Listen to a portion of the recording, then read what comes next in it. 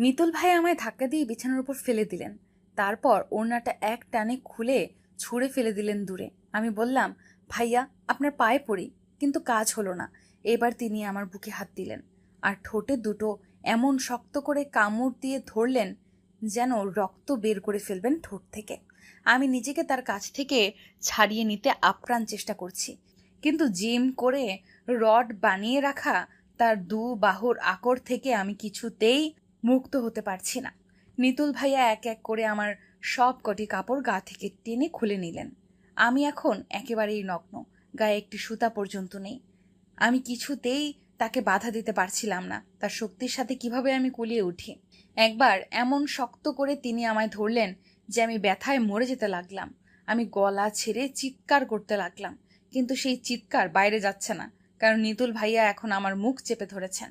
অবশেষে বিপদের মুখে একটা সাপ যেভাবে ধ্বংস করে তার নিজের অস্তিত্ব টিকিয়ে রাখার চেষ্টা করে, সেই চেষ্টা আমিও করলাম। কুটুস করে কামড়ে ধরলাম নিতুল ভাইয়ার হাতের একটা আঙ্গুল। ভাইয়া এবার ছট করে আমায় ছেড়ে দিলেন। ওর হাত থেকে বাঁচতে পেরে তাড়াহুড়ো করে কাপড় চোপড় ঠিক করে যখন বিছানা থেকে নামবো, ঠিক তখন তিনি ফের আমায় জাপটে ধরলেন আর বললেন, এই শরীরটা আমার। এখানে অন্য কেউ ভাগ বসাতে চাইলে এই শরীর আর ভাগিদার দুটোকেই আমি আগুনে ঝলসে দিব। আমার খুব কান্না পেয়ে গেল। ভয়ে আমার হৃৎপিণ্ড ঘড়ির কাঁটার মতো বাজতে লাগলো। আমি কাপা আর কান্না মাখা গলায় বললাম, ভাইয়া আপনারাই তো আমার আশ্রয়দাতা। আমি একটা অনাথ মেয়ে, আপনারা ছাড়া আমার আর কেউ নেই। ছোটবেলা থেকেই আপনার বাবাকে আমি বাবা, আপনার মাকে মা, আপনাকে ভাই আর আপনার বোনকে বোন মেনে এসেছি। কিন্তু আজ আপনি কেন আমার সাথে এমনটা করলেন? নিতুল ভাইয়া এই কথা শুনে মোটেও লজ্জিত হলো না, বরং সে রাগে ঠিকরে যেতে যেতে বলল, পৃথু, তোমার দিকে কেউ নজর দিলে আমার তা সহ্য হয় না। গতদিন দেখেছি একটা ছেলে তোমার সাথে হেঁটে হেঁটে আসছে, তার সাথে তুমি ভাব করে কথা বলছো। ও তো আমার বন্ধু অনুজ। ওর সাথে আমার ভালো সম্পর্ক, খুব ভালো ছেলে ও। ভালো সম্পর্ক না? নিতুল ভাইয়া ঠাস করে আমার গালে একটা চড় বসিয়ে দিলেন। আমার মাথাটা তখন ভন ভন করে ঘুরে উঠল। খানিক সময়ের জন্য আমি কেমন স্তব্ধ হয়ে গেলাম, কারণ জীবনে এমন আঘাত আর কেউ কখনো আমায় করেনি। তারপর নিতুল ভাইয়া আমায় টেনে টেনে ঘর থেকে বের করলো আর তার মোটর বাইকটা নিয়ে স্টার্ট করে আমায় পেছনে বসিয়ে পাগলের মতো ছুটতে লাগলো কোথায় যেন। আমি ভয়ে মরে যাচ্ছি। কি সব হচ্ছে আমার সাথে! মনে মনে আল্লাহর সাথে অভিমান করছি। বলছি, অনাথের জন্য তুমি পৃথিবীতে শান্তি কি জিনিস তা রাখো না প্রভু। তুমি শুধু আমার জন্য দুঃখ রেখেছো। তুমি এত পাষাণ কেন প্রভু? তুমি এত নিষ্ঠুর কেন? গাড়ি গিয়ে থামলো শহরের এক মাথায়। তারপর নিতুল ভাইয়া আমাকে গাড়ি থেকে নামিয়ে বলল, হাঁটো আমার সাথে। আমি হাঁটতে লাগলাম তার পাশে পাশে। নিতুল ভাইয়া আমায় নিয়ে একটা ভবনের দিকে এগিয়ে গেলেন। সেই ভবন বহুতল। আমরা আস্তে আস্তে 3 তলা পর্যন্ত উঠলাম। 3 তলায় ওঠার পর একটা ঘরের সামনে দেখা গেল মস্ত একটা সাইনবোর্ড। সেই বোর্ডে লেখা কাজী অফিস। লেখা দেখে আমার ভেতরটা হিম হয়ে গেল। আমি কাপা কাপা গলায় নিতুল ভাইয়ার একটা হাত নাড়া দিয়ে বললাম, এইখানে কেন আমায় নিয়ে এসেছেন আপনি নিতুল ভাইয়া? নিতুল ভাইয়া বললেন, তোমায় নিজের করে নেয়ার জন্য। মানে? মানে টানে নাই কোনো। তোমায় আমি বিয়ে করব। নিতুল ভাইয়ের কথা শুনে আমি যেন হঠাৎ আকাশ থেকে পড়লাম। আমার কান ছুঁয়ে দেখলাম কান গরম হয়ে উঠেছে। চোখ দিয়ে কেমন সবকিছু ধাঁধা দেখছি। না, এটা আমার দুর্ভাগ্য না যে নিতুল ভাইয়া আমায় বিয়ে করতে চাইছেন, কারণ ওর পেছনে অনেক বড় বড় ঘরের সুন্দরী মেয়েরা ঘুরেও কোনো সাড়া পায়নি। আর আমি তো এক অনাথ মেয়ে। মা বাবা মারা যাওয়ার পর ওদের ঘরেই বড় হয়েছি। ওদের নুন পান্তা খেয়ে জীবন ধারণ করেছি। আর আমি যে অতি রূপবতী কেউ তাও কিন্তু না। তবুও কেন নিতুল ভাইয়া আমায় এত পছন্দ করেন কি জানি।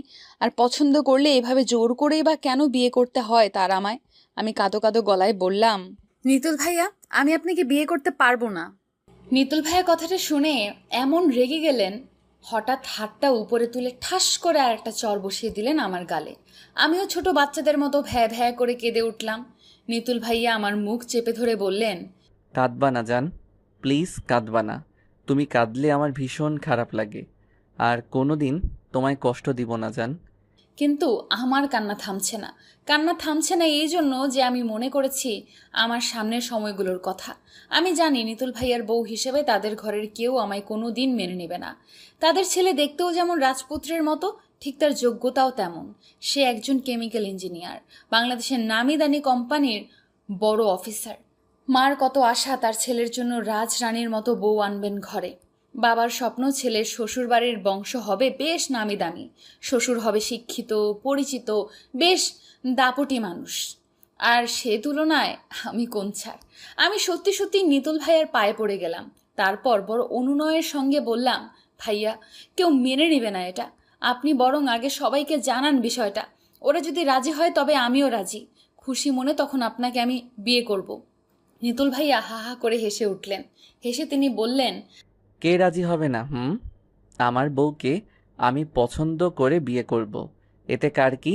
বাবা মার অনুমতি ছাড়া আমি আপনাকে বিয়ে করতে পারবো না, কিছুতেই পারবো না। নিতুল ভাইয়ার সারা শরীর ঘামছে। তিনি আমায় টেনে উপরে তুলে আমার দুটো হাত তার দু হাতের মুঠোয় নিয়ে বললেন, আমি তোমায় ভালোবাসি পৃথু। আমার ভালোবাসার কসম, আজ তোমায় আমি বিয়ে করবই করব। কিন্তু আমি তো আপনাকে ভালোবাসি না। নিতুল ভাইয়া এবার রাগে গর্জে উঠলেন। তারপর বললেন, আমার কি নেই যে তুমি আমায় ভালোবাসো না পৃথু? আমার কি নেই? আমি কি দেখতে খুব বাজে? আমার কি ভালো জব নেই? আমার কি ভালো বংশ পরিচয় নেই?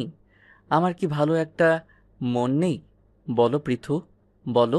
আমি কি বলবো সত্যিই বুঝতে পারছি না। আমার খুব কান্না পাচ্ছে। আমি কাঁদতে কাঁদতে নিতুল ভাইকে বললাম, বাবা মাকে আগে রাজি করান প্লিজ, তারপর আর আমি না বলবো না।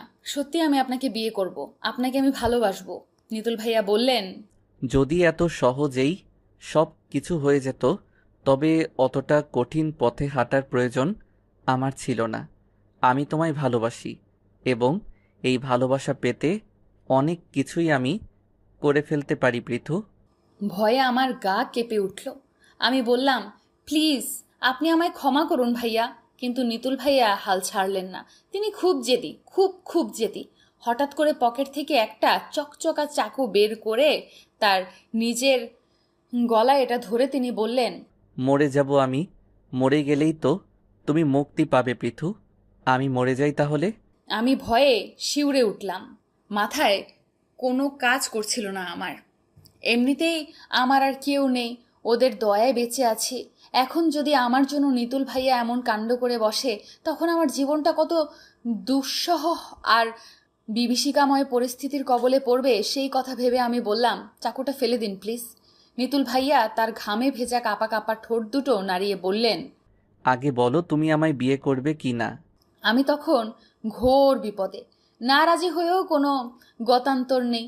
অবশেষে বললাম, আমি রাজি। নিতুল ভাইয়া আমায় সঙ্গে সঙ্গে জড়িয়ে ধরে বললেন, ওরে আমার গুলগুলি, এতক্ষণে রাজি হয়েছে? আমি বললাম, নিতুল ভাইয়া আমার কিন্তু ভীষণ ভয় করছে।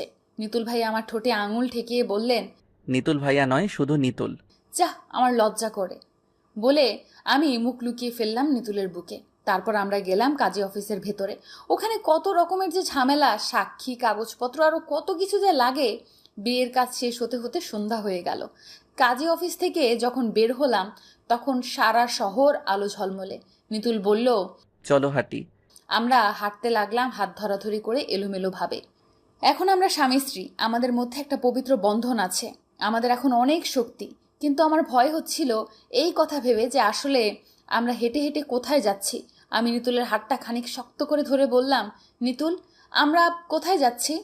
নিতুল খানিক সময় চুপ থেকে বলল, যেদিকে দু চোখ যায় সেদিকে। বাসায় ফিরবে না? না। নিতুল তার পকেট থেকে একটা সিগারেট বের করে ঠোঁটে নিয়ে ধরালো। তারপর সেই সিগারেটের ধোঁয়া বাতাসে ছেড়ে দিয়ে বলল, আমরা হাঁটবো, জনম জনম এভাবে হাত ধরাধরি করে হাঁটবো। বিয়ে করেছি কি এইভাবে হাঁটার জন্য? হুম। আমাদের ফুলসজ্জা হবে না? হবে, তাও হাঁটতে হাঁটতেই। এই কথা বলে আমায় জড়িয়ে ধরে চুমু খেলো নিতুল। তারপর বলল, ফুল সজ্জা হয়ে গেছে। সত্যি ওর পাগলাটে আচরণগুলো অনেক মজার, অনেক ভালো লাগার। কিন্তু আমার খুব কষ্ট হচ্ছিল এই কথা ভেবে যে পৃথিবী অতটা সোজা নয়, আর এইভাবে হাঁটতে হাঁটতেও আমাদের একটা জনম শেষ হয়ে যাবে না। আমি বললাম, নিতুল, তুমি না বলেছিলে তোমার বউ তুমি চয়েস করবে, এতে কারোর কিছু বলার নেই। এখন কেন বাহানা করছো বাসায় যেতে? পৃথু, তুমি তো আর কোনো বাচ্চা মেয়ে না, অনেক বড় হয়েছো, বিয়েও করেছো, দুদিন পর বাচ্চা কাচ্চার মাও হবে। সুতরাং তোমার এটা বোঝা উচিত যে এভাবে হঠাৎ করে তোমায় বিয়ে করে ঘরে ফিরলে তোমার আমার কারোরই রক্ষা থাকবে না। এটা তো আমি আগেই অনেকবার বলেছিলাম। তুমিই তো নিজের গলায় চাকু ধরে ভয় দেখিয়ে আমায় বিয়ে করিয়েছো। আমি জানতাম এমন কিছুই হবে। তুমি আমার দুর্বলতার সুযোগ নিয়ে এটা করেছো। আমি তো অনাথ, আমার তো কেউ নেই। আমার চোখ ভিজে উঠল জলে। আমি সত্যি সত্যি কেঁদে উঠলাম। নিতু আমায় কাছে টেনে নিয়ে চোখ দুটো তার হাত দিয়ে মুছে দিতে দিতে বলল, আজ কি কাঁদতে আছে পৃথু? আজ না আমাদের বিয়ে? এর নাম বিয়ে? আমি এবার ওর থেকে হাতটা ছাড়িয়ে রাস্তার পাশে একটা গাছের গোড়ায় গিয়ে বসে পড়লাম। নিতুলও আমার পাশে গিয়ে বসলো। অনেকক্ষণ ধরে দুজন চুপচাপ থাকার পর নিতুল বলল, আসলে আমার মাথায় কাজ করছিল না পৃথু। আমি তোমার ভালোবাসায় তখন বুঁদ হয়েছিলাম। আমার মনে হয়েছিল যে করেই হোক তোমায় পেতে হবেই। তখন অত কিছু ভাবিনি, কিন্তু এখন ভাবছি যে এভাবে দুজন মিলে বাসায় যাওয়াটা কতটুকু ভয়ানক হবে। আমি কথা বললাম না। নিতুল আমার হাত ধরার চেষ্টা করলো, কিন্তু আমি হাত ছাড়িয়ে নিলাম। নিতুল এবার আমার সামনে গিয়ে দাঁড়িয়ে নিজের কান দুটো ধরে বলল, সরি, আমি অতটা বুঝিনি আগে, কিন্তু সত্যি হলো তোমায় আমি যেভাবেই হোক ভালো রাখবো। কিভাবে ভালো রাখবে? রাস্তায়? না, বাসায়, ভালোবাসায়। তোমায় ভালোবাসতে ভালো একটি বাসা আমি ভাড়া করে রেখেছি। আমরা এখন হাঁটতে হাঁটতে ওখানেই যাব, আর 5 মিনিট হাঁটলেই ওখানে আমরা পৌঁছে যাব। আমার তবুও মন কেমন করছে। আসলে আমি এমন কিছু চাইনি। আমি চেয়েছি সবার ভালোবাসা। আমি চেয়েছি বাবা মায়ের খুশি। তারাই তো আমার মতো এক অনাথকে আদর আহ্লাদ করে বড় করেছেন। আমার কোনো পরিচয় ছিল না, তারা আমার পরিচয় হয়েছিলেন। তাদের সাথে আমার একটা বড় বিশ্বাসঘাতকতা হয়ে গেল। আমি বললাম, নিতুল, আমার বাবা মার জন্য খারাপ লাগছে, আমি তাদের কাছে যেতে চাই। নিতুল এবার আমার পাশে এসে বসে আমার হাতটা টেনে ধরে তার 2 হাতের মুঠোয় নিয়ে বলল, সব ঠিক হয়ে যাবে একদিন। বাবা মাকে আস্তে আস্তে ম্যানেজ করব, তারপর দুজন গিয়ে উঠবো বাসায়, কেমন? আমি প্রচণ্ড মন খারাপ নিয়েও বললাম, আচ্ছা।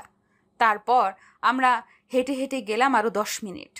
তারপর বড় রাস্তা থেকে নেমে সরু গলি দিয়ে ঢুকে গেলাম ভেতরের দিকে।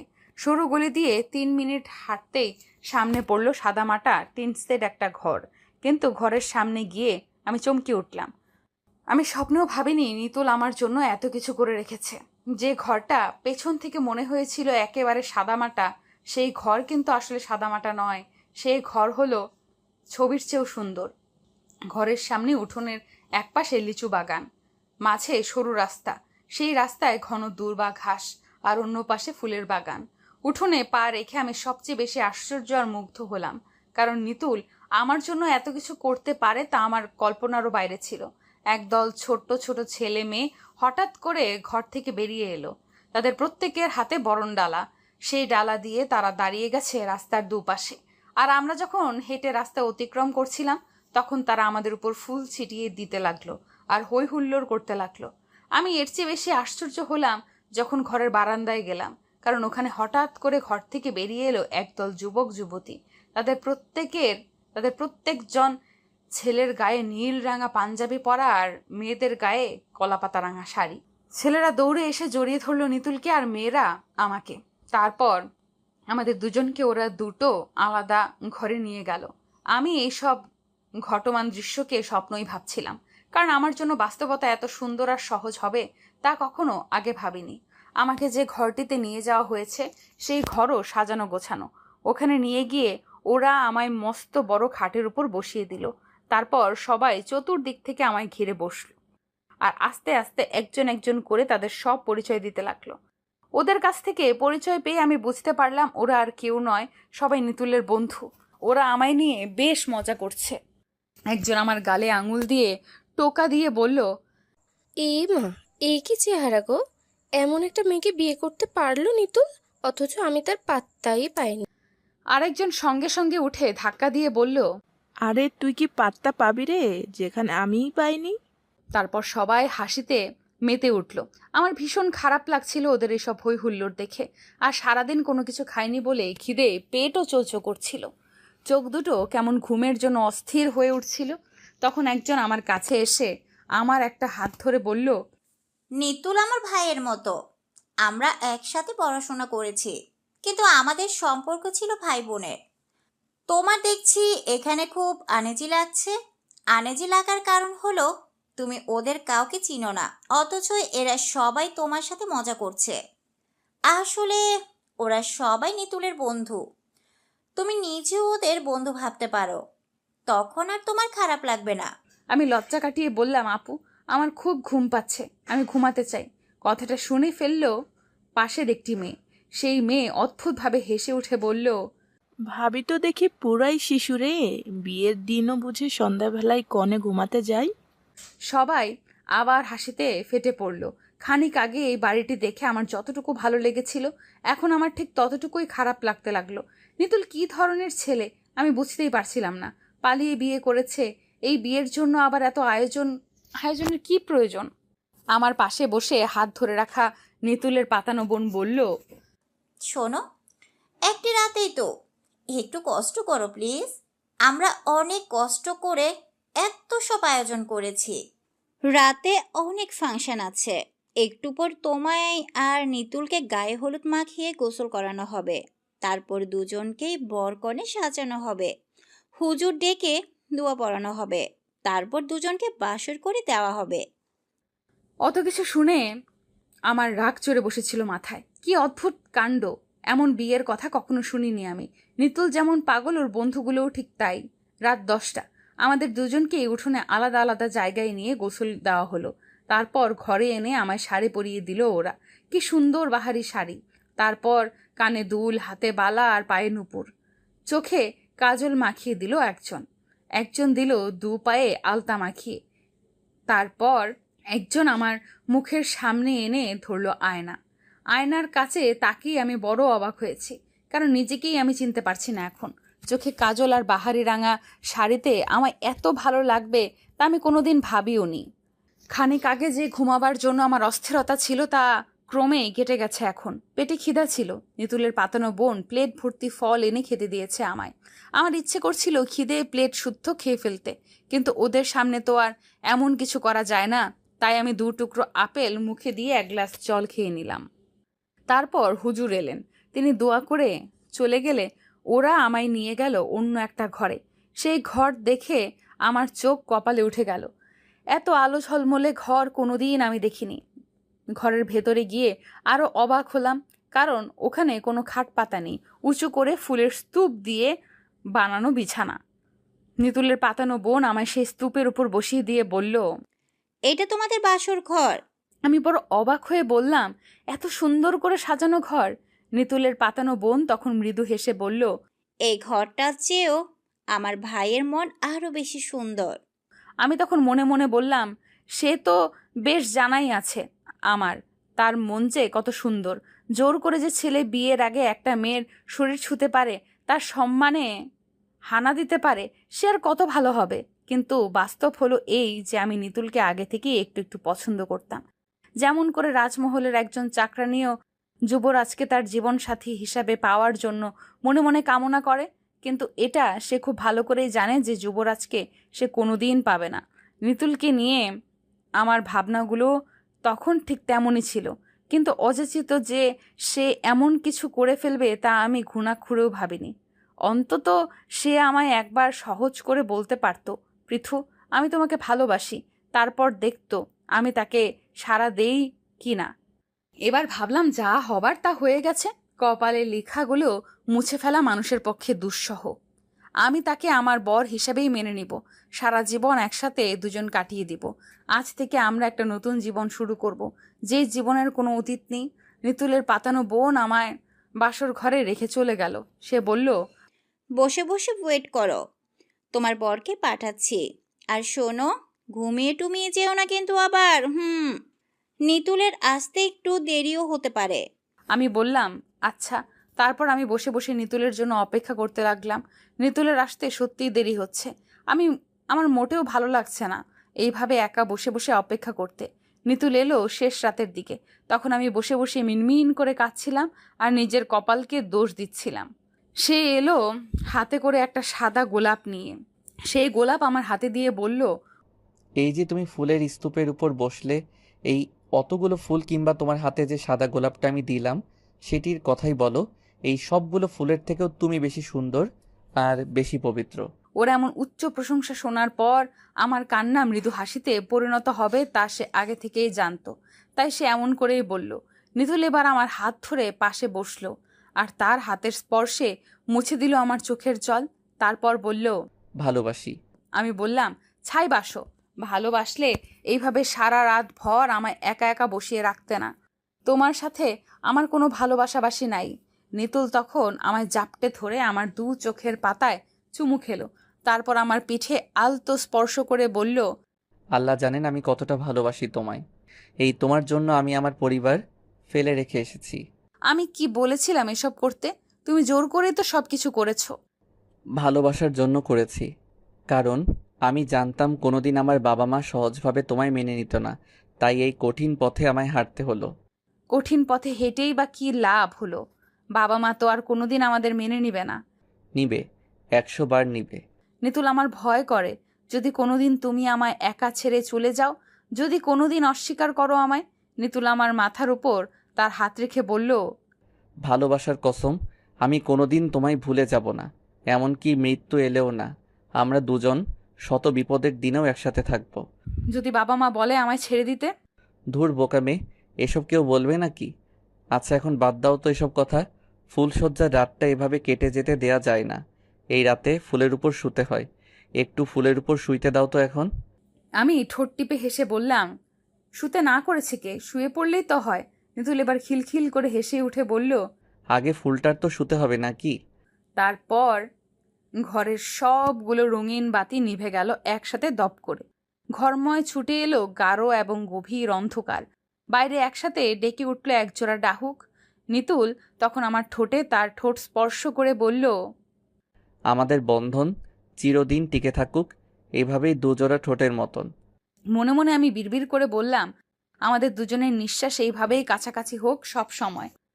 এই সময় হঠাৎ করে বাইরে থেকে দরজায় ঠক ঠক আওয়াজ হলো। কেউ একজন জোরে জোরে নক করছে দরজায়। নিতুলের মেজাজ তখন তিরিক্ষি হয়ে উঠল। সে বিছানা থেকে উঠে দরজার দিকে এগিয়ে যেতে যেতে বলল, শুয়োরের বাচ্চাটা কে রে? নিতুল দরজা খুলে সামনে দেখে তার পাতানো বোন মিটিমিটি করে হাসছে। নিতুল রাগে চোখ মুখ লাল করে বলল, বিন্দু, কি হলো তোর? দরজায় নক করলি কেন? কি সমস্যা? বিন্দু বলল, কোনো সমস্যা নাই, আমার মন চাইলো তাই নক করলাম। তোকে কি আমি বলেছি দরজা খোলার জন্য? তুই খুললি কেন দরজা? ফাইজলামো করছিস বিন্দু, এর ফল ভালো হবে না বলছি। বিন্দু হিহি করে হেসে উঠে বলল, ফাজলামো করার ফল কতটুকু খারাপ হবে? নিতুল কোনো কথা বলল না। সে বিন্দুর মুখের ওপর ঠাস করে দরজা আটকে দিল। ও পাশ থেকে বিন্দু কি যেন একটা বলল, তা আমি শুনতে পাইনি, কিন্তু ওর এমন আচরণ আমার মোটেও পছন্দ হয়নি। বাসরাতে ভাইকে তার পাতানো বোন এসে ডিস্টার্ব করবে, কেমন কাটা কাটা কথা বলবে, আর তা দেখে এবং শুনে আমি স্বাভাবিক থাকবো তা তো হতে পারে না। এখানে তো কিছু একটা আছেই, নয়তো তার অত অত বন্ধু বান্ধব থাকতে এই একটা মেয়ে যে কিনা নিতুলের পাতানো বোন, সে এসে এমন উদ্ভট আচরণ করবে কেন? আমি মন খারাপ করে বিছানা থেকে উঠে বসে আছি। নিতুল এসে টেবিল থেকে জগ নিয়ে গ্লাসে পানি ঢাললো। তারপর সেই পানি খেয়ে আমার কাছে এসে বলল, মুডটাই নষ্ট করে দিল, যা শালা। আমি বললাম, ও আসছিল কেন? বিদ্যুর মাথায় প্রবলেম আছে, মাঝে মধ্যে সে এমন অদ্ভুত আচরণ করে। তাই বলে একজনের বাসর রাতে তাদের স্বামী স্ত্রীর একান্ত মুহূর্তে এসে এমন ব্যবহার করবে? আচ্ছা বাদ দাও তো এসব, পাগল ছাগল নিয়ে আলোচনা করতে ভালো লাগছে না আমার, এমনিতেই রাত শেষ। তারপর আবার ঘরটা অন্ধকার হলো। নিতুল আমায় কাছে টেনে নিতে নিতে বলল, আই লাভ ইউ পৃথু, তুমি পৃথিবীর সবচেয়ে সুন্দর ফুল। আমি ওর প্রশংসা কিংবা শারীরিক আহ্বানে তেমন একটা সাড়া দিতে পারলাম না। নিজেকে কেমন যেন হঠাৎ খেলনা মনে হচ্ছে আমার। কেন যেন মনে হচ্ছে আমাকে নিয়ে কেউ খেলছে, নিষ্ঠুরভাবে খেলছে। নিতুল আমার শরীর থেকে তার সুখ কুড়িয়ে নিচ্ছে তিল তিল করে, কিন্তু আমি মোটেও ও সবের দিকে মনোযোগ দিতে পারছি না। আমার কেবল মনে পড়ছে এই পৃথিবীতে আমি শুধুই একা একজন। আমি একজন অনাথ, আমি একজন মেয়ে, আমার কোনো শক্তি নেই, আমার হাত পা বাঁধা অবস্থায় আছি আমি, আমার ইচ্ছের কোনো মূল্য নেই। এখন এই মুহূর্তে আমি যদি বলি নিতুল আমার মন ভীষণ খারাপ, আমার এসব ভালো লাগছে না, প্লিজ একটু একা থাকতে দাও না আমায়, তবে কি আমায় নিতুল ছেড়ে দেবে? কিছুতেই না। সে তো তার শারীরিক সুখ অর্জন করেই আমায় মুক্তি দিবে, এর আগে নয়। আচ্ছা, এর নামই কি তবে ভালোবাসা? ভালোবাসা কি শরীরের ভেতরে বেড়ে ওঠা গোপন কিছু স্থানের নাম শুধু? আমার চোখ ফেটে কোল কোল করে জল নামছে। নিতুল সেই জল দেখছে না, সে আছে তার খেয়াল নিয়ে, তার সুখের নেশায়। ইচ্ছে করছে চিৎকার করে কাঁদতে, কিন্তু কাঁদতে পারছি না আমি, কিছুতেই কাঁদতে পারছি না। আচ্ছা, আমার এমন হচ্ছে কেন? আজ সন্ধ্যাবেলায়ও তো নিতুলের সব অপরাধ ক্ষমা করে তাকে আমি বর হিসেবেই গ্রহণ করেছিলাম, কিন্তু এখন নাকি এখানে কিছু একটা আছে? কিছু একটা না থাকলে আমার এমন লাগবে কেন? নিতুলের ঠোঁটের স্পর্শ এখন আমার কাছে মনে হচ্ছে যেন কোনো গোকরা দংশন, ওর নখের আঁচড় মনে হচ্ছে কোনো কাটার আঘাত, ওর শরীরের ভার আমার কাছে অসহ্য লাগছে। মনে হচ্ছে আমার শরীরের হাড়গুলো এই এখন ভেঙে টুকরো টুকরো হয়ে যাবে। আমি ওর কাছ থেকে মুক্তি পেতে কেমন ব্যাকুল হয়ে উঠেছি। ঠিক তখন আবার দরজায় কেউ কড়া নাড়ল, ঠক ঠক ঠক। এটা নিশ্চয়ই বিন্দু। বিন্দু এসেছে আবার। কেন, কি চায় ও নিতুলের কাছে?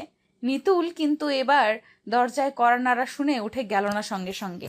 সে গেল খানিক পরে, যখন তার শরীর ঝিমিয়ে এলো, যখন আজকের মতো আমার প্রয়োজন ফুরিয়ে গেল তার কাছে, তখন।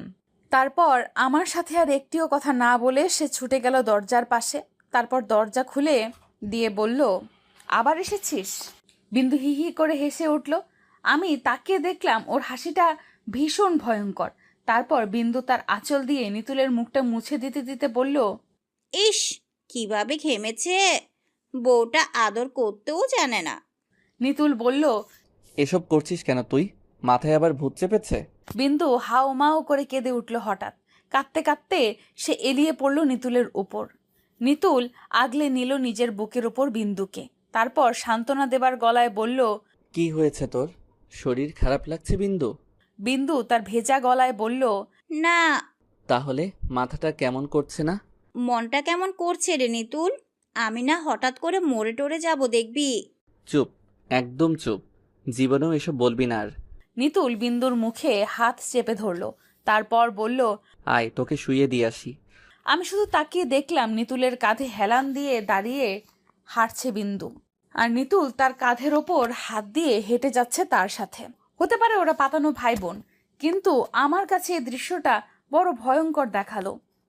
আমার ভেতরটা কেমন জমে উঠল মুহূর্তেই, ধুকপক করে বাঁচতে লাগলো হৃৎপিণ্ড। কেন জানি আমার মাথায় তখন বারবার একটা বিষয় এসে ঘুরপাক খাচ্ছিল। আমার কেবল বারবার মনে হচ্ছিল সামনে আমার মস্ত বিপদ, এই বিপদ থেকে আমি কিছুতেই বাঁচতে পারবো না, কিছুতেই না। নিতুল ফিরল খানিক পর, তাকে কেমন চিন্তাশীল দেখাচ্ছিল। সে আমার কাছে মৃদু হেসে স্বাভাবিক হওয়ার ভান করছে। আমি কোনো কথা বললাম না, প্রচণ্ড মন খারাপ নিয়ে ওপাশ ফিরে শুয়ে থাকলাম। নিতুল এসে আমার পাশে শুতে শুতে বলল, ওর মাথার সমস্যাটা হঠাৎ বেড়ে গেছে, যা তা বকছে এখন। খুব কষ্টে ঘুম পাড়িয়ে রেখে এসেছি। আমার কেন জানি জানতে ইচ্ছে করলো বিন্দুর বিষয়ে, কিন্তু আমি কিছুই জিজ্ঞেস করলাম না। নিতুল একটা সিগারেট ধরালো, সেই সিগারেটের ধোঁয়ায় ঘর মোহিত হয়ে গেল। কি বাজে এই সিগারেটের গন্ধ, আমার দম বন্ধ হয়ে আসছে। আমার খুব ইচ্ছে করছে ওকে বলি, নিতুল সিগারেটটা বাইরে গিয়ে ধরালে হতো না, কিন্তু সাহস হলো না। নিতুল বলল, পৃথু, একটু ঘুমিয়ে নেই আমরা কেমন? বলে জ্বলন্ত সিগারেট হাতেই চোখ দুটো বুজে ফেলল নিতুল, আর তার সিগারেট ধরা হাতটার তাল হারিয়ে আমার গায়ের ওপর পড়ে গিয়ে গালের খানিক অংশ পুড়ে গেল। ব্যথায় আমার কোকিয়ে ওঠার কথা ছিল, কিন্তু আমি এমন কিছুই করলাম না। চুপচাপ দু চোখের পাতা এক করলাম। তারপর দেখলাম ভয়ানক এক স্বপ্ন। বিন্দুর সাথে শুয়ে আছে নিতুল, ওদের দুজনের গায়ে একটা সুতো পর্যন্ত নেই। বিন্দু নিতুলের চুলে তার আঙুল দিয়ে চিরুনি কেটে দিতে দিতে বলছে, বলতো, আমি বেশি সুন্দর না পৃথু? নিতুল বলল, তুই? আচ্ছা, তুই কাকে সত্যিকারের ভালোবাসিস, আমায় না পৃথুকে? তোকে। আমায় যদি ভালোবাসিস তবে পৃথুকে বিয়ে করলি কেন? হুম? নিতুল খিলখিল করে হেসে উঠল। বিন্দু এবার বলল, দাঁড়া, তোর হাসি আমি ছুটাচ্ছি। বলে সে নিতুলের ঠোঁটে এমন কামড় বসালো, নিতুল একেবারে কেঁদে উঠল। ঠিক ওই সময় আমার ঘুমটা ভেঙে গেল। ঘুম ভাঙতে শোনা গেল দূরের মসজিদ থেকে ভেসে আসা বুড়ো মুয়াজ্জিনের শীর্ণ গলার আহ্বান। তিনি বলছেন, ঘুমের চেয়ে নামাজ উত্তম। আমার তখন খুব ইচ্ছে হচ্ছে নিতুলকে নিয়ে পবিত্র হয়ে ফজরের নামাজ আদায় করতে। আর ওদিকে স্বপ্নের বিষয়টাও গেঁথে গেছে হৃদয়ে। আমি মনে মনে বললাম, কিছু তো একটা আছে, কিন্তু সেই কিছুটা কি? সে যাই হোক, আগে নামাজটা পড়ে নেই নিতুলকে নিয়ে। সুইচ টিপে লাইট জ্বালাতেই চমকে উঠলাম আমি। এই ছোটবেলা থেকেই তো ওদের বাড়িতে থাকি আমি, কিন্তু কোনোদিন খেয়াল করে দেখা হয়নি তার বুকখানি। ফর্সা বুকের উপর ঘন কালো লোমগুলো এত সুন্দর লাগে। আমি ওর কাছে গেলাম আরো। ওর চোখ দুটো এত মায়াবী। এমন মায়াবী চোখের একটা মানুষের ভেতরে এত রহস্য কেন? আচ্ছা, নিতুল কি সত্যিই কোনো ঠগ? সে কি আমায় ধোকা দিচ্ছে? আমি নিতুলের মাথায় হাত বুলিয়ে বললাম, নিতুল, এই নিতুল, আজান হয়েছে, আসো আমরা পবিত্র হয়ে নামাজ পড়ি। নিতুল ঘুম চালানো গলায় বলল, আমার খুব ঘুম পাচ্ছে, তুমি পড়ো। আরেকবার ডাকতে গিয়েও ডাকলাম না তাকে। শেষে সেই যদি রেগে যায়, কি আর করার? নামাজ নিয়ে তো আর জোর জবরদস্তি করা যাবে না। আমি একাই পবিত্র হয়ে নামাজ আদায় করে নিলাম। তারপর জায়নামাজের উপরে বসে খোদার দরবারে 2 হাত তুলে বললাম, হে মাবুদ, মাবুদ গো, বড় অপরাধী গো আমি মাবুদ। শত অপরাধের পরেও তুমি তো তোমার সৃষ্টিকে ক্ষমা করো, আমায় কি তবে ক্ষমা করা যায় না? সে ছোটবেলা থেকেই তো জ্বলছি মাবুদ, আমার ভেতরটা পুরো ছারখার হয়ে গেছে। আমায় একটু ভালোভাবে বাঁচতে দাও মাবুদ, আমি একটু ভালো করে বাঁচতে চাই। আমার চোখ দিয়ে টপ টপ করে গড়িয়ে পড়ল জল। সেই জল হাতের আঙুলের মাথায় তুলে নিয়ে চোখের সামনে ধরে বিড়বিড় করে আমি বললাম, চোখের জলের নাম রেখেছ কান্না। শোকটা শুধুই একাই আমার, তার না। সকালবেলা নিতুলকে ঘুমে রেখেই আমি বাগানের কাছে গিয়ে অনেকক্ষণ দাঁড়িয়ে রইলাম। বাগানে কত রকমের যে ফুল ফুটে আছে, সেই সব ফুল দেখে মনটা আরো বিষাদ হয়ে গেল। রাতে বাড়ি ভর্তি মানুষ ছিল, এখন বাড়িটা কেমন শূন্য, খা খা। ওরা সবাই কি তবে চলে গেছে? বিন্দু আছে, ওকে ঘুম পাড়িয়ে রেখে এসেছে নিতুল। আচ্ছা, বিন্দুর সাথে নিতুলের অত কি? বাগানে ভালো লাগছে না বলে ফের ঘরে ফিরে এলাম। ঘরে ফিরে দেখি নিতুল বিভোর হয়ে ঘুমাচ্ছে। ঘুমিয়ে থাকা নিতুলকে দেখতে এত মায়া হয় কেন? কাল যে নিতুলের প্রতি এত ক্ষোভ রাগ ছিল, সেই নিতুলের সাথে কাঁধে কাঁধ মিলিয়ে অন্য একটা মেয়ে হাঁটলে আমার ভেতরে পুড়তে থাকে কেন? নাকি এর নামই ভালোবাসা? ভালোবাসা কি না চাইলেও আপনা আপনি হয়ে যায়? আমার খুব ইচ্ছে করছে নিতুলকে আমার জ্বলতে থাকা বুকটায় ধরে এক করে ফেলতে। ইচ্ছে করছে কান্নায় কাঁপতে থাকা ঠোঁট দুটোকে ওর থেমে থাকা ঠোঁট দুটোর ভেতরে আবদ্ধ করে রাখতে, চোখ থেকে টপ টপ করে ঝরতে থাকা জলে ওর বুকের রোমকূপ ভিজিয়ে চুপসে দিতে। তারপর চিৎকার করে বলতে, নিতুল, এখন তুমি ছাড়া আর কেউ নেই। তুমি আমায় ঠকিও না নিতুল, তুমি আমায় ঠকালে মৃত্যু ছাড়া আর কোনো উপায় থাকবে না আমার। আমি আস্তে আস্তে ওর কাছে বসলাম। তারপর নিতুলের একটা হাত ধরে ওর কাছাকাছি গিয়েছি আমি। নিতুলের শ্বাস প্রশ্বাসের শব্দগুলো আমার ভেতরে আন্দোলিত হচ্ছে খুব করে। এবার আমি তার ঠোঁটের কাছাকাছি হলাম। ঠিক তখন পেছন থেকে কারো গলা শুনে চমকে উঠলাম আমি। বিন্দু, সে এসে ডাকছে নিতুলকে। নিতুল, এই নিতুল। সে এসে ডাকছে নিতুলকে। আমি লজ্জায় এবং রাগে ছিটকে পড়লাম গিয়ে দূরে। তারপর মাথা নত করে বসে রইলাম। বিন্দু এবার নিতুলের কাছে এসে বসল। তারপর নিতুলের চুলে আলতো করে হাত বুলিয়ে সে ডাকল, নিতুল, এই নিতুল। নিতুল ঘুম ঘুম চোখে ওর দিকে তাকিয়ে মৃদু হেসে বলল, ঘুম হয়েছে তোর? হুম। এখন শরীরটা একটু ভালো লাগছে, তাই না? না, মোটেও ভালো লাগছে না। কেন? নিতুল, আমার কেমন জানি একটা ভয় ভয় করছে, বুঝলে? আমার না পেটের ভিতর। নিতুল ধরপড়িয়ে বিছানা থেকে উঠে বিন্দুর মুখে চেপে ধরল। তারপর বলল, গাধা। বিন্দু কেমন করে কেঁদে উঠল। কাঁদতে কাঁদতে সে বলল, নিতুল, আমার না সব লজ্জা শরম উপড়ে গেছে, বুঝলি? আমার এখন ইচ্ছে করে সব লোকের কাছে বলে বেড়াতে এসব কিছু। নিতুল ওকে এক টানে দাঁড় করিয়ে টেনে নিয়ে যেতে লাগলো ঘরের বাইরে। আমি অদ্ভুত চোখে তাকিয়ে দেখলাম দৃশ্যটি। শেষে কিনা আমার সন্দেহই ঠিক হতে চলেছে।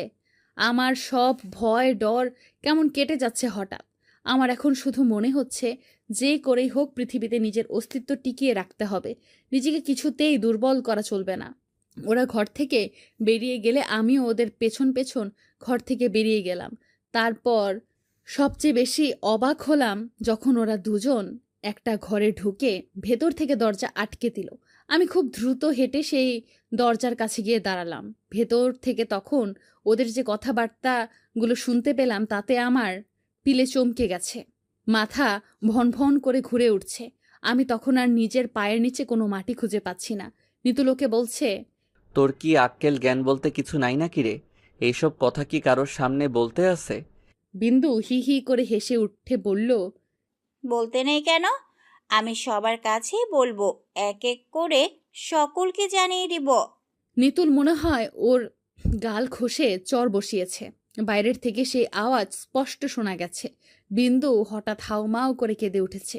কেঁদে কেঁদে তখন সে বলছে, নিতুল, আমার সব শেষ হয়ে গেছে রে। আমার পেটের বাচ্চাটার কি হবে বলতো? ও কি জারজ হবে? ও যদি কোনোদিন জিজ্ঞেস করে আমার পিতাকে, তখন? অ্যাবরেশন করে ফেল, আমি তোকে ডাক্তারের কাছে নিয়ে যাব। কি? আমার সন্তানকে আমি ডাক্তার দিয়ে খুন করাবো? নিতুল, এই নিতুলের বাচ্চা, তুই আমার সন্তানটাকে মেরে ফেলার কথা বলস? নিতুল ওকে তখন ধমক দিয়ে বলল, আস্তে, পৃথু শুনতে পাবে। এমন কথাবার্তা শোনার পর বুঝতে আর কি বাকি থাকে যে ওদের দুজনের সম্পর্কটা আসলে কি। কিন্তু আমি কিছুতেই এটা মানতে পারছিলাম না।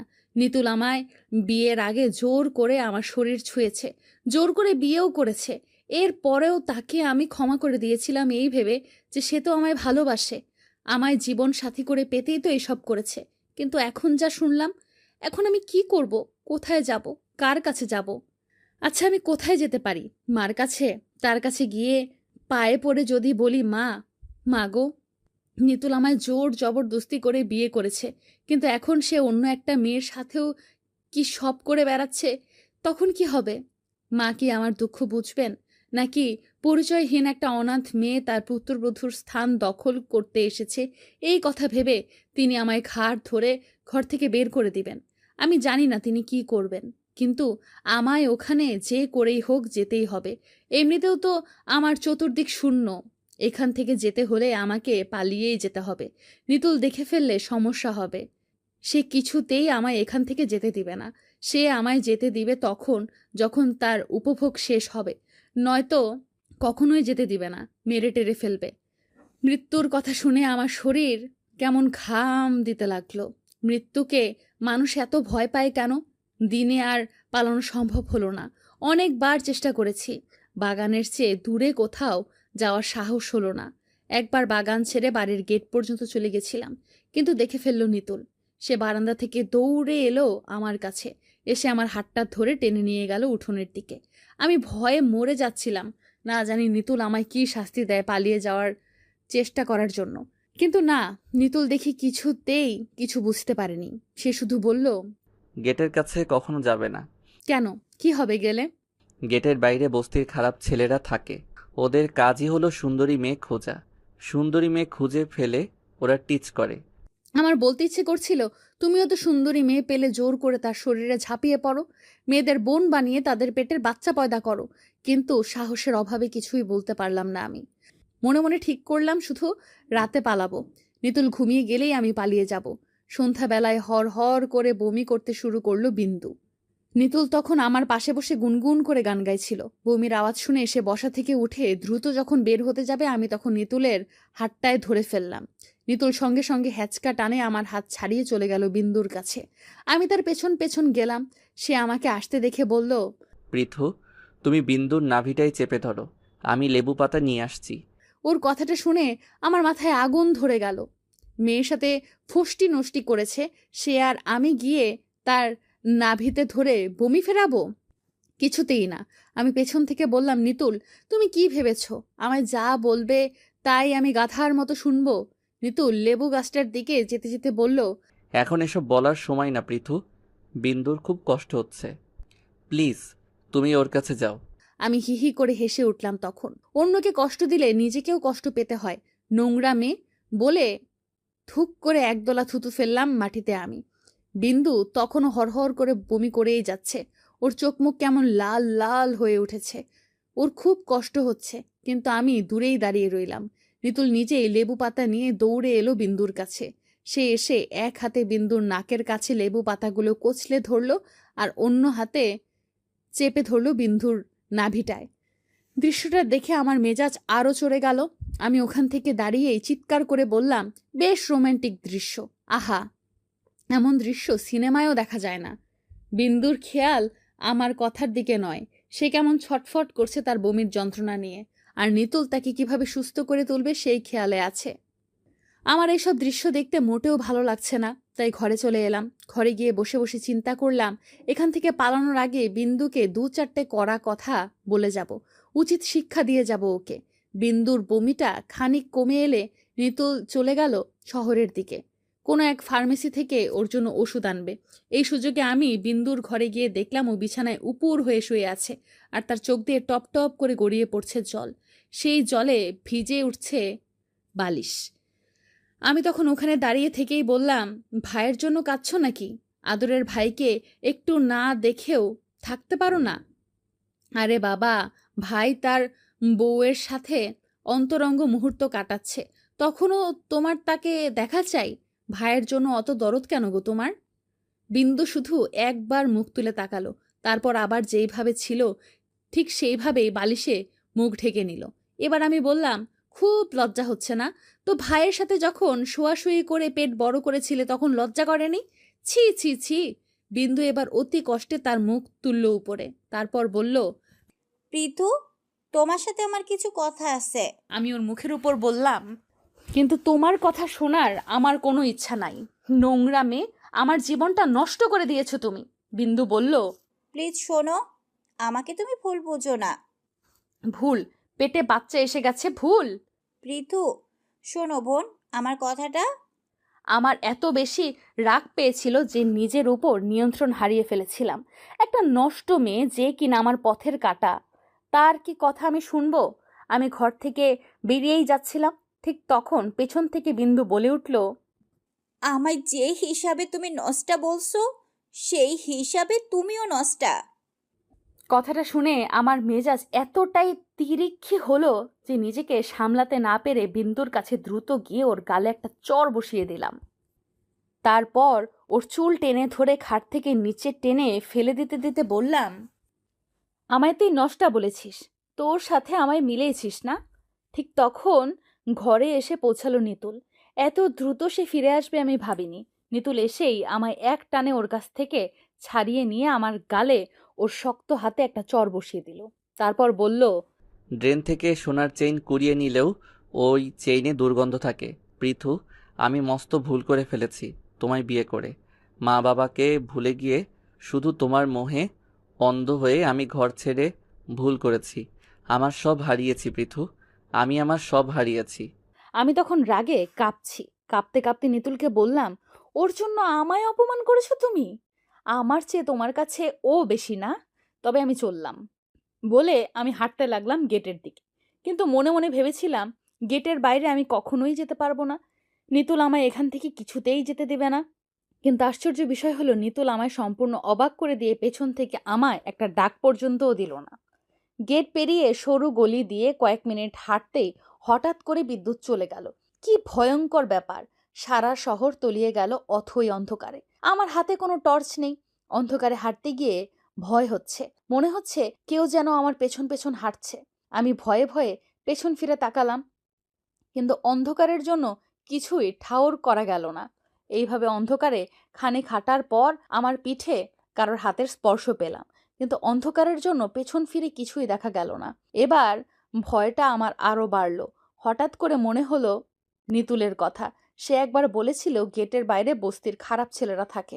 যখন ভাবলাম তখনই ঘটনাটা ঘটল। কেউ আমায় পেছন থেকে জাপটে ধরেছে। ওর হাতগুলো এত শক্ত যে কিছুতেই ছাড়িয়ে নেওয়া যাচ্ছে না। আমি গলা ছেড়ে চিৎকার করতে চাইলাম, কিন্তু চিৎকার করতে পারলাম না। ওর একটা হাত চেপে ধরলো আমার মুখ। ওই হাতটায় কি বিশ্রী গন্ধ! আমার কেমন বমি পেয়ে যাচ্ছিল হঠাৎ। তারপর অনুভব করলাম লোকটা আমায় কোথায় টেনে নিয়ে যাচ্ছে।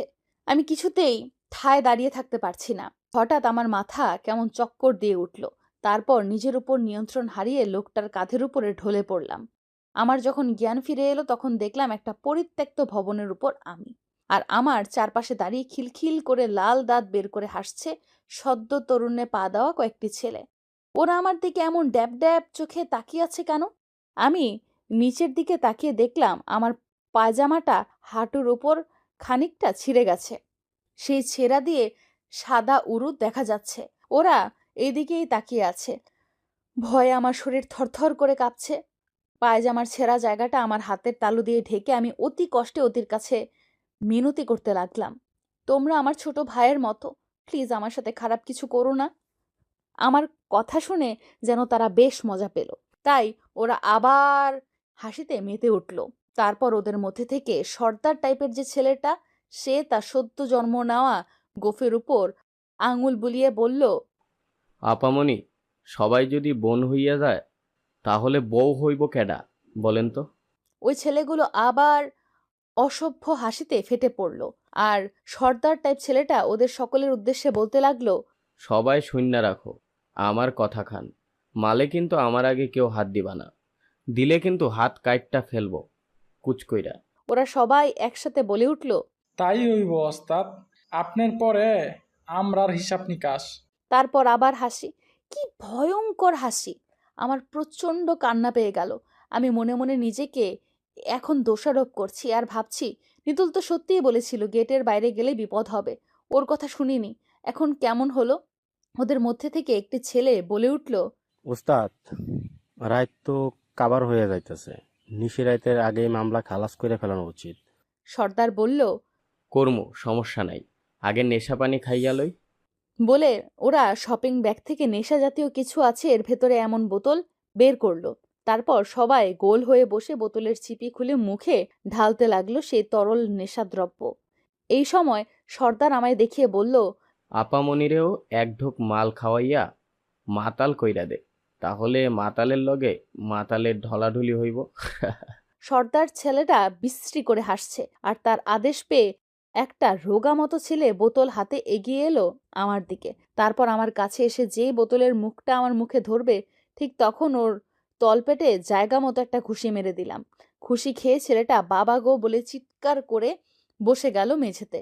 আর এই দৃশ্যটা দেখে সর্দার ছেলেটা হাততালি দিয়ে বসা থেকে উঠে আমার চারদিকে ঘুরতে ঘুরতে বলল, ফাইন, তোরে আমার পছন্দ হয়েছে আপামনি। আমার জেদি মাইয়া খুব পছন্দ, জেদি মাইয়া গোলগে ওইসব করতে বিরাট মজা। বলে হাসতে লাগলো ছেলেটা। আমার ইচ্ছে করছে এই ছেলেটাকেও এক ঘুষি মেরে জীবনের হাসিটা একেবারে বন্ধ করে দেই, কিন্তু সমস্যা হলো ছেলেটা কাছে ঘেঁষছে না। ওদের মধ্যে থেকে হঠাৎ একটা ছেলে বলল, ওস্তাদ, হাতটাও বাইন্দা দিলে কেমন হয়? সর্দার ছেলেটা ওই ছেলেটাকে বলল। আয় কাছে আয়। ছেলেটা কাছে আসলো। সর্দার ছেলেটা ওর গালে মস্ত একটা থাপ্পড় মেরে বলল, উস্তাদি করবি না, আগেই কইছিলাম। বান্ধন না বান্ধন এটা আমার এখতিয়ার। এই ফাউল মুন্না কারো পরামর্শ মোতাবেক কাম করে না।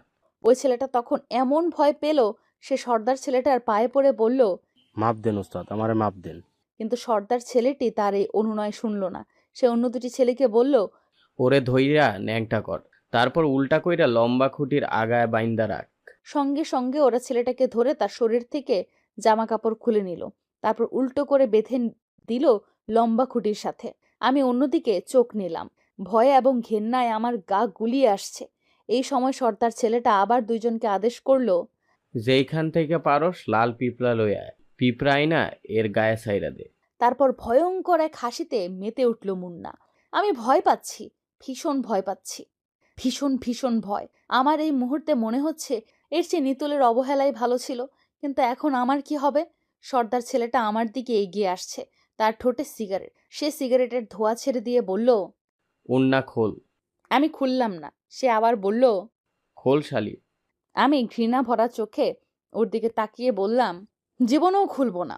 আমার এমন জবাব শুনে ছেলেটার মাথা ধরে গেল। সে সঙ্গে সঙ্গে সিগারেটটা ফেলে দিয়ে দ্রুত পায়ে হেঁটে এলো আমার কাছে।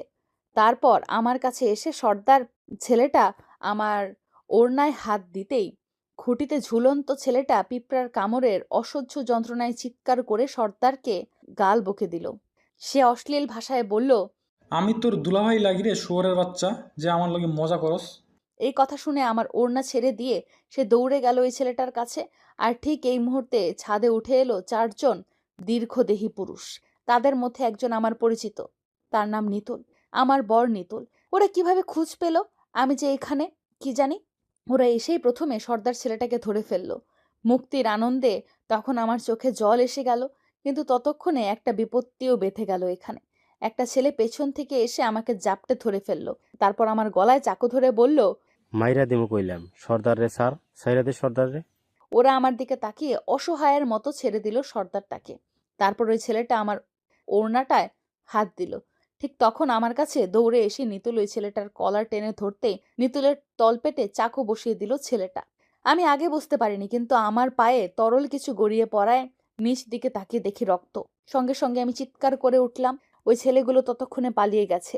নিতুলের সাথে আসা আরো 3 জন লোক দৌড়ে এসে নিতুলকে ধরলো। তারপর ওরা বলল, ভাবি, আমরা নিতুলের বন্ধু, ভয় নেই, আল্লাহ আছেন, ওকে জলদি হাসপাতালে নিতে হবে। আমি কোনো কথা বললাম না, চুপ করে শুধু নিতুলকে দেখছি। নিতুলের সাথে কেন রাগ করে আমি চলে এসেছিলাম। ও আমার ওড়নার সম্মান রক্ষায় তার জীবন পর্যন্ত বিলিয়ে দিতে পারে। আচ্ছা, নিতুলকে কি আমি ভুল বুঝেছি কোথাও? যদি ভুল বুঝে থাকি আর নিতুল সঠিক হয়, তবে কি আমি তার কাছে ক্ষমা পাবো? আমি নিতুলের দিকে তাকিয়ে আছি। ওর খুব কষ্ট হচ্ছে, চোখের পাতা কেমন ভিজে উঠছে জলে। ওরা ওকে ধরাধরি করে সিঁড়ি ভিঙ্গিয়ে নামছে। ওদের মধ্যে থেকে হঠাৎ একজন বলল, অনেক ব্লাড যাচ্ছে, ওর পেটে কোনো কাপড় দিয়ে শক্ত করে বাঁধার প্রয়োজন। যে ওড়নার সম্মান বাঁচাতে গিয়ে আজ তোমার এই হাল, সে ওড়না আজ তোমার শরীরে বেঁধে দিলাম।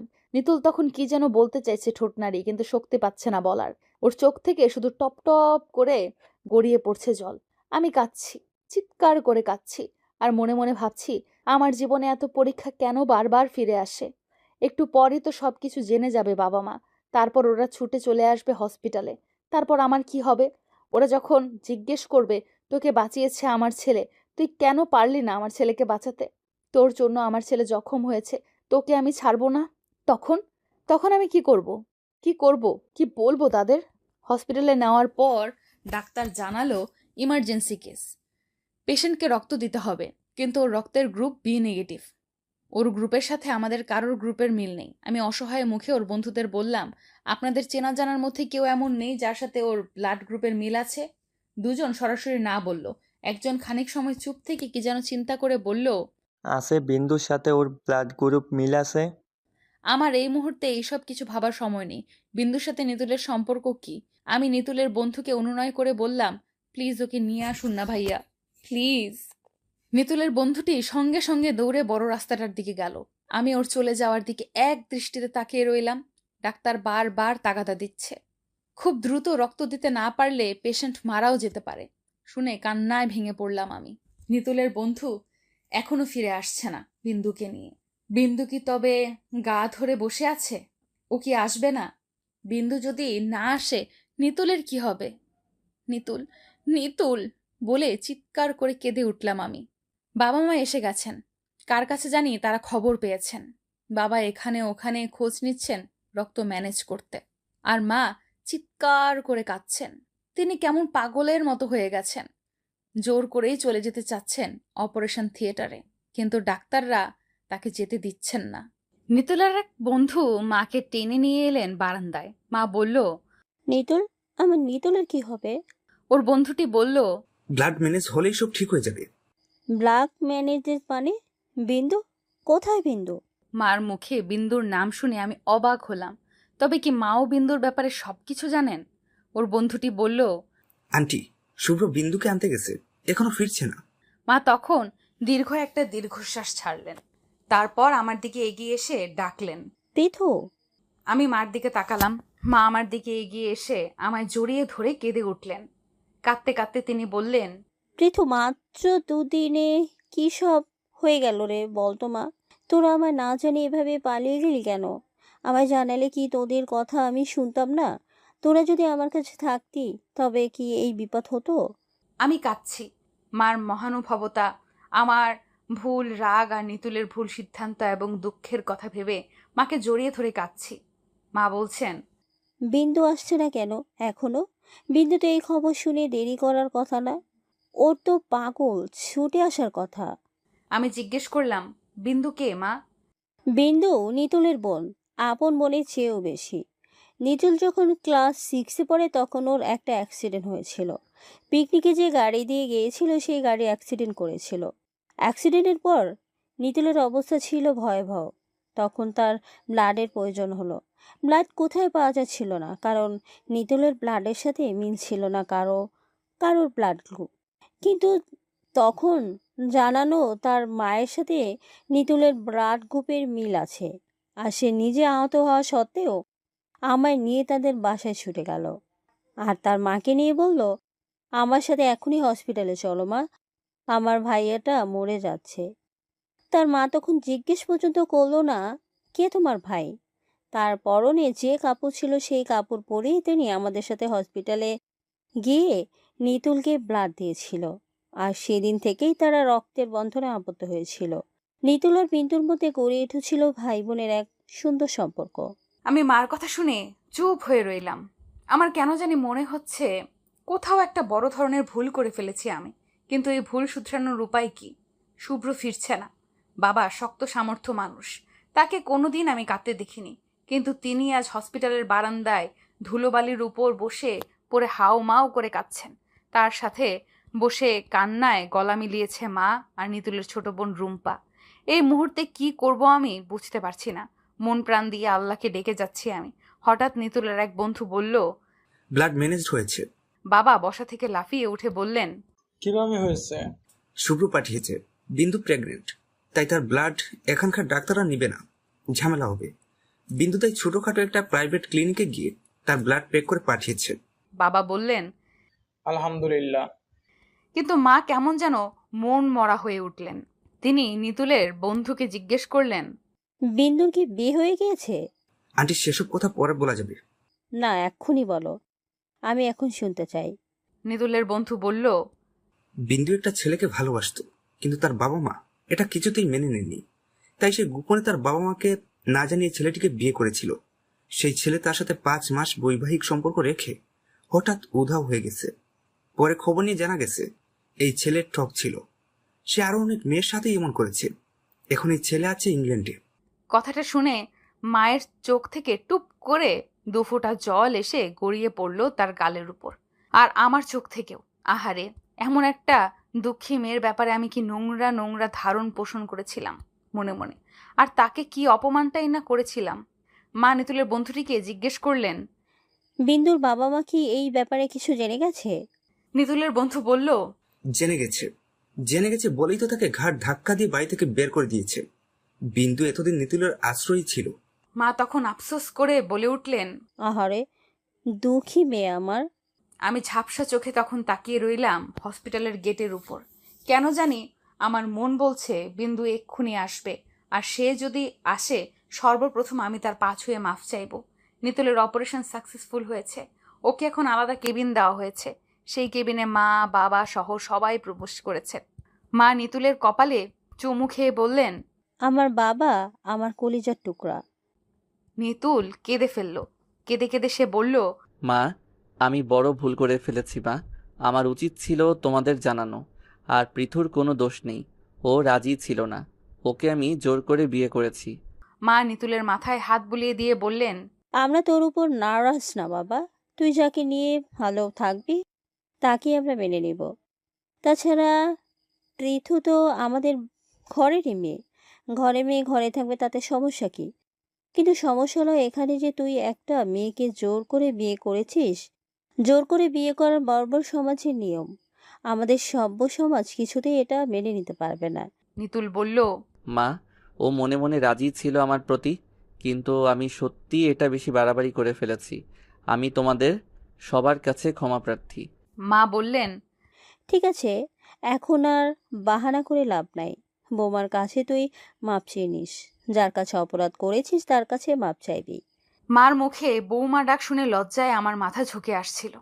ঠিক তখন আমায় জাপটে ধরে মার কাছে টেনে নিল রুম্পা। মার কাছে নিয়ে বলল, তোমার বৌমাকে বরণ করো। মা মিষ্টি করে হেসে বললেন, বৌমা এখন পুরনো হয়ে গেছে, তাকে আর নতুন করে বরণ করার কোনো প্রয়োজন নেই। মার কথা শুনে কেবিনের সবাই হেসে ভেঙে পড়ল। এমনকি যে বাবা সারাটা জীবন শুকনো মুখে থেকে তার জীবন কাটিয়ে দিয়েছেন, সেই বাবাও হাহা করে হেসে উঠেছেন। তার হাসি দেখে মা বললেন, এইভাবে হা করে হাসলে তো তোমার মুখে মশা মাছি ঢুকে যাবে। মার কথা শুনে বাবা রাগে মুখ বন্ধ করে দিলেন। কিন্তু মা যখন আবার বললেন, দেখো দেখো, পুত্রবধূকে পছন্দ হয়নি বলে শ্বশুর তার মুখকে ব্যাঙের মতো ফুলে রেখেছেন। এই কথা শুনে বাবা এমন জোরে হাসলেন যে এক নার্স এসে ধমকে দিল পর্যন্ত বাবাকে। নার্স এসে বলল, এটা কি বিয়ে বাড়ি নাকি যে এখানে গলা ছেড়ে হাসবেন? বাবা তখন রঙ্গ করে বললেন, আপনি দেখি ভীষণ বোকা মানুষ। বিয়ে বাড়ি না হলে কি আমরা এভাবে গলা ছেড়ে হাসতাম? নার্স বেটি বাবার এমন মশকরা শুনে মুখ ঝাড়ি দিয়ে কেবিন থেকে পা নাচিয়ে দ্রুত হেঁটে বের হয়ে চলে গেল। মা তখন বললেন, আসো, আমরাও সবাই বের হয়ে যাই। এখন স্ত্রী তার স্বামীর সেবা করো। একে একে সবাই বের হয়ে গেলে আমি নিতুলের পাশে এসে বসলাম। নিতুল তখন আমার একটা হাত তার দু হাতের মুঠোয় নিয়ে বলল, তুমি আমার প্রতি ক্রুদ্ধ তাই না? আমার চোখে কেন জানি হঠাৎ জল এসে গেছে। আমি সেই জল খুব কষ্টে গোপন করে বললাম, না, আমার কোনো রাগ নেই। আমি যে তোমার সাথে বিয়ের আগে অসভ্যতা করেছি এই জন্য তো রাগ আছে? ছিল, কিন্তু এখন আর নেই। স্বামীর উপর রাগ রাখা ঠিক না। তুমি কি আমায় খুশি মনে তোমার স্বামী হিসেবে মেনে নিয়েছো? হ্যাঁ, নিয়েছি। কেন নিয়েছো? আমি তো খারাপ মানুষ। খারাপ মানুষ ছাড়া কি কেউ একটা মেয়ের সাথে বিয়ের আগে এসব অসভ্য কাজ করে আর জোর করে বিয়ে করে? তুমি খারাপ মানুষ নও। মানুষ তার ভুল বুঝতে পারলে সে আর খারাপ মানুষ থাকে না, ভালো মানুষ হয়ে যায়। নিতুল আমার হাতটা আরো শক্ত করে ধরে বলল, ভালো মানুষকে তবে কি ভালোবাসা যায়? আমি ওকে জড়িয়ে ধরে ওর কানের কাছে আমার ঠোঁট নিয়ে ফিস ফিস করে বললাম, 100 বার বাসা যায়, আমি তোমায় ভালোবাসি, আই লাভ ইউ। নিতুল মিষ্টি করে হেসে আমার কপালে আলতো চুমু এঁকে বলল, I love you too Prithu. তারপর আমরা দুজন চোখাচোখি হলাম। নিতুলের চোখের দিকে তাকিয়ে আমার মনে হলো এটাই আমার প্রথম প্রেম এবং এটাই আমার শেষ প্রেম। এর মধ্যেই কেবিনে এসে ঢুকলো শুভ্র। সে এলো একা। শুভ্র এসে বলল, নিতুল, বিন্দুকে ধরে রাখতে পারলাম না রে। নিতুল চমকে উঠল। মানে? শুভ্র বলল, বিন্দু ছাড়া আর কারোর সাথে তোর ব্লাড গ্রুপ মিলছিল না, তাই আমি তোর ভাড়া করে রাখা বাসায় গিয়েছিলাম বিন্দুর কাছে। কিন্তু সে বলল সরাসরি এখানে এসে ব্লাড দিতে চাইলে ডাক্তার তার প্রেগনেন্সির জন্য ব্লাড নিতে চাইবে না। তাই সে একটা ছোট প্রাইভেট ক্লিনিকে নিয়ে যায় আমায়, আর ওখানে ব্লাড দিয়ে সে হঠাৎ উধাও হয়ে যায়। আমি সেই ব্লাড একজনের মাধ্যমে এখানে পাঠিয়ে সারা রাত ভর তাকে খুঁজেছি, কিন্তু কোথাও তাকে পাইনি। অবশ্যই আমরা যখন ক্লিনিকে যাচ্ছিলাম তখন বিন্দু বলেছিল, আমি কোনোদিন নিতুল কিংবা পিথুর সামনে যাব না, কোনোদিন না। সে মনে হয় তার সংকল্প রাখার জন্যই আড়ালে চলে গেছে। নিতুল ওর কাছ থেকে এই সব কিছু শুনে দরদর করে চোখের কোণ ঝাঁপিয়ে জল ফেলে দিল। আমার চোখ থেকেও নেমে এলো জল। এর জন্যই তো আমিই দায়ী। কেন আমি সেদিন এমন আচরণ করেছিলাম ওর সাথে? আমার তো সবকিছু আগে জেনে নেওয়া উচিত ছিল। আমি ভুল করে ফেলেছি, মস্ত বড় ভুল। তারপর নিতুল সুস্থ হয়ে গেলে সেও সারাটা দেশ তন্ন করে খুঁজেছে বিন্দুকে, কিন্তু কোথাও তার ছায়াটুকু পর্যন্ত মিলেনি। 7 বছর পর আমাদের এক কন্যা সন্তান হয়েছে। কন্যার 1.5 বছর বয়স। নিতুল তার কন্যার নাম রেখেছে বিন্দু। বিন্দুর স্মৃতিকে বাঁচিয়ে রাখবার জন্যই এই নাম দেওয়া। আর আশ্চর্য বিষয় হলো আমাদের কন্যার চেহারাও বিন্দুর চেহারার স্পষ্ট ছাপ আছে। কি অদ্ভুত বিষয়! কদিন আগে আমরা সিলেট গেছিলাম শাহজালাল রাদিয়াল্লাহু তাআলা আনহু-এর মাজার জিয়ারত করতে। ওখানে গিয়ে একটি পাগলি মেয়ে দেখে থমকে উঠলাম। পাগলি মেয়েটার কাছে বসে পুতুলের মতো সুন্দর একটা ছেলে খেলছে। এই নিতুল, দেখো তো এটা কে? পাগলি মেয়েটাকে বিন্দুর মতো লাগছে না? বিন্দুর চোখের নিচে একটা কাটা দাগ আছে। এই পাগলিটার চোখের নিচেও আছে। নিতুল আমায় রেখে দৌড়ে গেল পাগলিটার কাছে, গিয়ে বলল, বিন্দু, এই বিন্দু। বিন্দু ফিরেও তাকালো না। নিতুল ওর ছেলেটাকে কাছে টেনে নিয়ে বলল, নাম কি তোমার বাবা? ছেলেটা মিষ্টি করে বলল, আমার নাম নিতুল। নিতুল ওর নামটা শুনে হাউমাউ করে কেঁদে উঠল। সে কেঁদে কেঁদে ছেলেটার কপালে চুমু এঁকে দিয়ে বলল, নিতুল সোনা, আমার সাথে যাবে? ছেলেটা বলল, মাকে তাহলে আমি কোথাও যাই না। তারপর নিতুল ছেলেটাকে অনেক কিছু কিনে দিতে চেয়েছে, কিন্তু ছেলেটি জানালো মায়ের নিষেধ আছে, তাই সে কিছুই নিতে পারবে না। আমার তখন খুব কান্না পাচ্ছিল। আমার জন্যই তো এসব হয়েছে। তাই আমি বিন্দুর পায়ে পড়ে গেলাম। পায়ে পড়ে বড় অনুনয় করে ক্ষমা চাইলাম তার কাছে, কিন্তু বিন্দু আমার দিকে তাকিয়েও দেখলো না পর্যন্ত। অবশেষে আমরা ফিরে এসেছি মন ভরা কষ্ট নিয়ে, আর শুধু বারবার এই কথাটাই ভেবেছি যে পৃথিবী এমন কেন, ভীষণ রকম অদ্ভুত এবং রহস্যময়। সমাপ্ত।